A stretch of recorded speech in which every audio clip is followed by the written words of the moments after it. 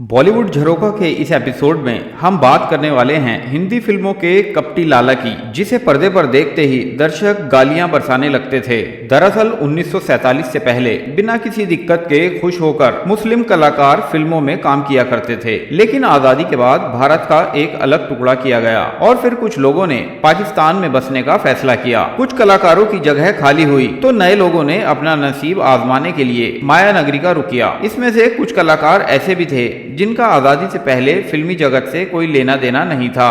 नए भारत के निर्माण के बाद कुछ क्रांतिकारियों ने अपना रुख मुंबई की तरफ किया और फिल्मों में अपना भाग्य आजमाने का फैसला किया। इन कलाकारों में ए.के. हंगल, नासिर हुसैन जैसे नामी एक्टर्स शामिल हैं। लेकिन आज हम आपको एक ऐसे कलाकार के बारे में बताने जा रहे हैं जिनको आपने फिल्मों में तो कई बार देखा, लेकिन आप उनकी असल जिंदगी से वाकिफ नहीं हैं। मनोज कुमार की रोटी, कपड़ा और मकान फिल्म में अभिनेत्री मौसमी चटर्जी के साथ दुर्व्यवहार करने वाले लालों को तो आप शायद ही भूलेंगे। असल जिंदगी में यह लाला यानी चंद्रशेखर दुबे क्रांतिकारी हुआ करते थे। स्क्रीन पर कपटी और कड़क मिजाजी दिखने वाले CS साहब असल जिंदगी में बेहद ही दयालु हुआ करते थे। शानदार आवाज के धनी दुबे साहब, ज्यादातर लोग इन्हें CS दुबे के नाम से जानते हैं, लेकिन अक्सर उन्हें दुर्व्यवहार, झूठ, कपट जैसे किरदारों के लिए याद किया जाता है। चंद्रशेखर दुबे का जन्म 4 सितंबर 1924 को मध्य प्रदेश के कन्नौज के एक छोटे से शहर में हुआ था। वह एक चरित्र अभिनेता और रेडियो पर्सनैलिटी थे।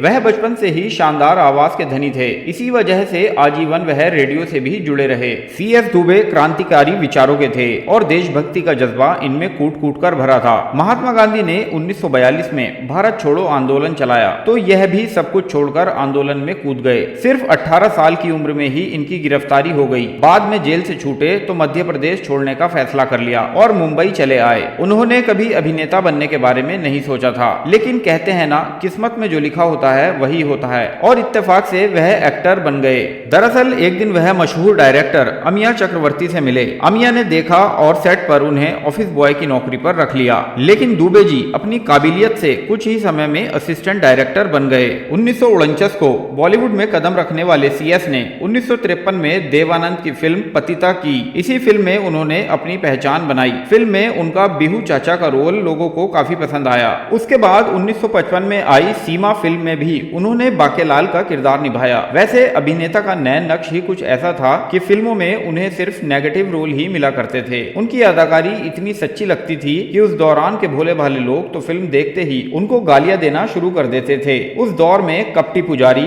धूर्त व्यापारी, भ्रष्ट मास्टर या सूदखोर लाला के तौर पर जब CS दुबे साहब को दिखाया जाता तो लोग उनसे नफरत करने लगते। फिल्मों में इतने रोल करने वाले CS दुबे असल में बड़े समाज सेवी थे। वह फिल्मों की कमाई का कुछ हिस्सा गरीबों और उनकी पढ़ाई पर खर्च किया करते थे। दुबे साहब शादीशुदा थे और उनके 3 बच्चे थे। इनमें 2 बेटे और 1 बेटी थी। उनके कुछ यादगार फिल्मों में मिस्टर एंड मिसेस 55, कठपुतली, तीसरी कसम, खिलौना, रोटी, कपड़ा और मकान, मैं तुलसी तेरे आंगन की और राम तेरी गंगा मैली शामिल हैं। इन फिल्मों ने CS दुबे को चरित्र अभिनेता के रूप में घर घर में फेमस कर दिया था। कम ही लोग यह जानते हैं कि CS दुबे की एक्टिंग की नकल बाद में प्रेम चोपड़ा जी किया करते थे। दुबे जी फिल्मी ही नहीं, रेडियो की भी जानी पहचानी आवाज हुआ करते थे। रेडियो प्रोग्राम हवा महल और फौजी भाइयों में उन्होंने अपनी आवाज से सालों तक लोगों का मनोरंजन किया है।